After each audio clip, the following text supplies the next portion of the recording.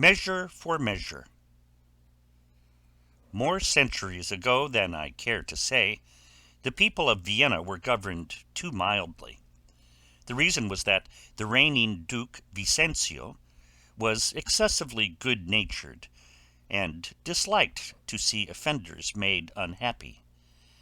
The consequence was that the number of ill-behaved persons in Vienna was enough to make the Duke shake his head in sorrow when his chief secretary showed him it at the end of a list. He decided, therefore, that wrongdoers must be punished. But popularity was dear to him. He knew that, if he were suddenly strict after being lax, he would cause people to call him a tyrant. For this reason, he told his privy council that he must go to Poland on important business of state. "I have chosen Angelo to rule in my absence," said he. Now, this Angelo, although he appeared to be noble, was really a mean man. He had promised to marry a girl called Mariana, and now would have nothing to say to her, because her dowry had been lost. So poor Mariana lived forlornly, waiting every day for the footstep of her stingy lover, and loving him still. Having appointed Angelo his deputy, the Duke went to a friar called Thomas, and asked him for a friar's dress, and instruction in the art of giving religious counsel, for he did not intend to go to Poland, but to stay at home and see how Angelo governed. Angelo had not been a day in office when he condemned to death a young man named Claudio for an act of rash selfishness which nowadays would only be punished by severe reproof. Claudio had a queer friend called Lucio, and Lucio saw a chance of freedom for Claudio if Claudio's beautiful sister Isabella would plead with Angelo. Isabella was at that time living in a nunnery. Nobody had won her heart, and she thought she would like to become a sister or nun. Meanwhile, Claudio did not lack an advocate. An ancient lord, Aeschylus, was for leniency. "Let us cut a little, but not kill," he said. "This gentleman had a most noble father." Angelo was unmoved. "If 12 men find me guilty, I ask no more mercy than is in the law." Angelo then ordered the provost to see that Claudio was executed at 9 the next morning. After the issue of this order, Angelo was told that the sister of the condemned man desired to see him. "Admit her," said Angelo. On entering with Lucio, the beautiful girl said, "I am a woeful suitor to your honor." "Well?" said Angelo. She colored at his chill monosyllable, and the ascending red increased the beauty of her face. "I have a brother who is condemned to die," she continued. "Condemn the fault, I pray you, and spare my brother." "Every fault," said Angelo, "is condemned before it is committed. A fault cannot suffer. Justice would be void if the committer of a fault went free." She would have left the court if Lucio had not whispered to her, "You are too cold. You could not speak more tamely if you wanted a pin."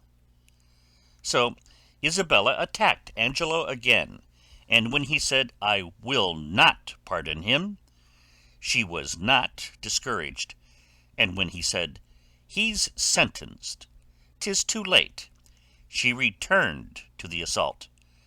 But all her fighting was with reasons, and with reasons she could not prevail over the deputy. She told him that nothing becomes power like mercy. She told him that humanity receives and requires mercy from heaven, that it was good to have gigantic strength, and bad to use it like a giant. She told him that lightning rives the oak and spares the myrtle. She bade him look for fault in his own breast, and if he found one, to refrain from making it an argument against her brother's life. Angelo found a fault in his breast at that moment. He loved Isabella's beauty, and was tempted to do for her beauty what he would not do for the love of man. He appeared to relent, for he said, "Come to me tomorrow before noon." She had, at any rate, succeeded in prolonging her brother's life for a few hours. In her absence, Angelo's conscience rebuked him for trifling with his judicial duty. When Isabella called on him the second time, he said, "Your brother cannot live." Isabella was painfully astonished, but all she said was, "Even so. Heaven keep your honor." But as she turned to go, Angelo felt that his duty and honor were slight in comparison with the loss of her. "Give me your love," he said, "and Claudio shall be freed." "Before I would marry you, he should die if he had 20 heads to lay upon the block," said Isabella, for she saw then that he was not the just man he pretended to be. So she went to her brother in prison to inform him that he must die. At first he was boastful, and promised to hug the darkness of death. But when he clearly understood that his sister could buy his life by marrying Angelo, he felt his life more valuable than her happiness, and he exclaimed, "Sweet sister, let me live." "O faithless coward! O dishonest wretch!" she cried. At this moment the Duke came forward, in the habit of a friar, to request some speech with Isabella. He called himself Friar Lodowick. The Duke then told her that Angelo was affianced to Mariana, whose love story he related. He then asked her to consider this plan.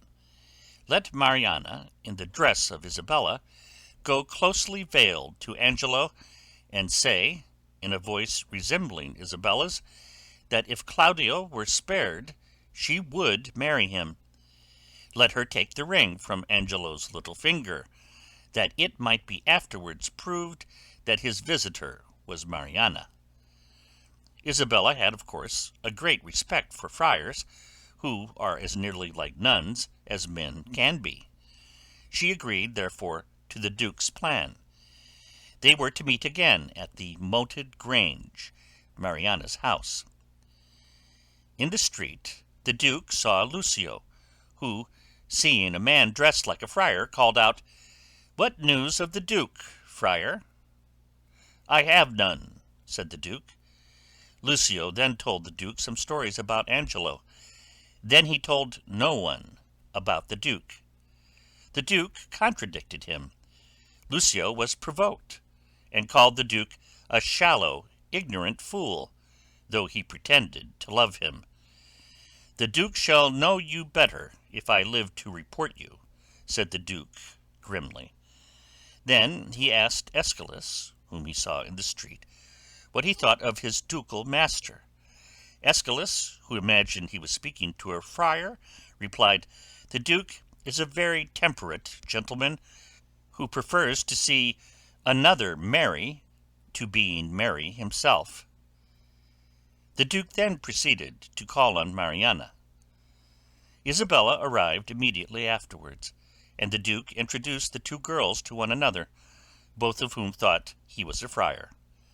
They went into a chamber apart from him to discuss the saving of Claudio, and while they talked in low and earnest tones, the Duke looked out of the window and saw the broken sheds and flower beds, black with moss, which betrayed Mariana's indifference to her country dwelling.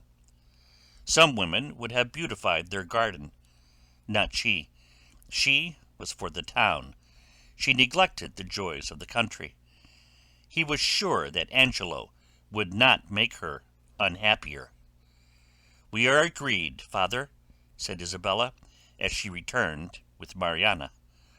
So Angelo was deceived by the girl whom he had dismissed from his love, and put on her finger a ring he wore, in which was set a milky stone, which flashed in the light with secret colours.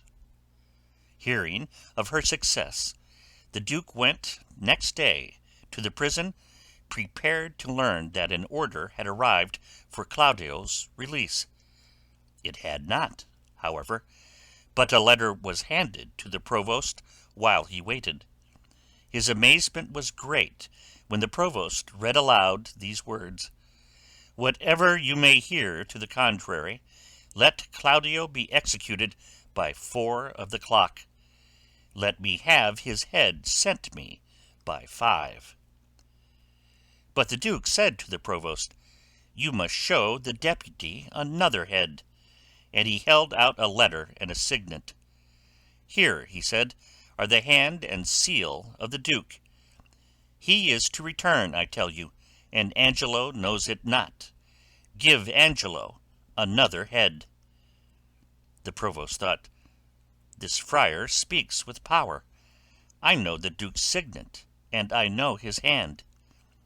He said at length, "A man died in prison this morning, a pirate of the age of Claudio, with a beard of his colour.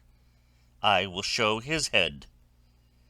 The pirate's head was duly shown to Angelo, who was deceived by its resemblance to Claudio's. The Duke's return was so popular that the citizens removed the city gates from their hinges to assist his entry into Vienna. Angelo and Aeschylus duly presented themselves, and were profusely praised for their conduct of affairs in the Duke's absence. It was, therefore, the more unpleasant for Angelo when Isabella, passionately angered by his treachery, knelt before the Duke and cried for justice. When her story was told, the Duke cried, "To prison with her, for a slanderer of our right hand! But stay, who persuaded you to come here?" "Friar Lodowick," said she. "Who knows him?" inquired the Duke. "I do, my lord," replied Lucio. "I beat him because he spoke against your grace." A friar called Peter here said, "Friar Lodowick is a holy man." Isabella was removed by an officer, and Mariana came forward. She took off her veil, and said to Angelo, "This is the face you once swore was worth looking on." Bravely he faced her, as she put out her hand and said, "This is the hand which wears the ring you thought to give another." "I know the woman," said Angelo. "Once there was talk of marriage between us, but I found her frivolous." Mariana here burst out that they were affianced by the strongest vows. Angelo replied by asking the Duke to insist on the production of Friar Lodowick. "He shall appear," promised the Duke, and bade Aeschylus examine the missing witness thoroughly while he was elsewhere. Presently the Duke reappeared in the character of Friar Lodowick, and accompanied by Isabella and the provost. He was not so much examined as abused and threatened by Aeschylus. Lucio asked him to deny, if he dared, that he called the Duke a fool and a coward, and had had his nose pulled for his impudence. "To prison with him!" shouted Aeschylus. But, as hands were laid upon him, the Duke pulled off his friar's hood, and was a duke before them all. "Now," he said to Angelo, "if you have any impudence that can yet serve you, work it for all it's worth. Immediate sentence and death is all I beg," was the reply. "Were you affianced to Mariana?" asked the Duke. "I was," said Angelo. "Then marry her instantly," said his master. "Marry them," he said to Friar Peter, "and return with them here." "Come hither, Isabel," said the Duke in tender tones. "Your friar is now your prince, and grieves he was too late to save your brother." But well the roguish Duke knew he had saved him. "Oh, pardon me," she cried, "that I employed my sovereign in my trouble." "You are pardoned," he said gaily. At that moment Angelo and his wife re-entered. "And now, Angelo," said the Duke gravely, "we condemn thee to the block on which Claudio laid his head." "Oh, my most gracious lord," cried Mariana, "mock me not." "You shall buy a better husband," said the Duke. "Oh, my dear lord," said she, "I crave no better man." Isabella nobly added her prayer to Mariana's, but the Duke feigned inflexibility. "Provost," he said, "how came it that Claudio was executed at an unusual hour?" Afraid to confess the lie he had imposed upon Angelo, the Provost said, "I had a private message." "You are discharged from your office," said the Duke. The Provost then departed. Angelo said, "I am sorry to have caused such sorrow. I prefer death to mercy." Soon there was a motion in the crowd. The Provost reappeared with Claudio. Like a big child, the Provost said, "I saved this man. He is like Claudio." The Duke was amused, and said to Isabella, "I pardon him because he is like your brother. He is like my brother too, if you, dear Isabel, will be mine." She was his with a smile, and the Duke forgave Angelo and promoted the Provost. Lucio he condemned to marry a stout woman with a bitter tongue.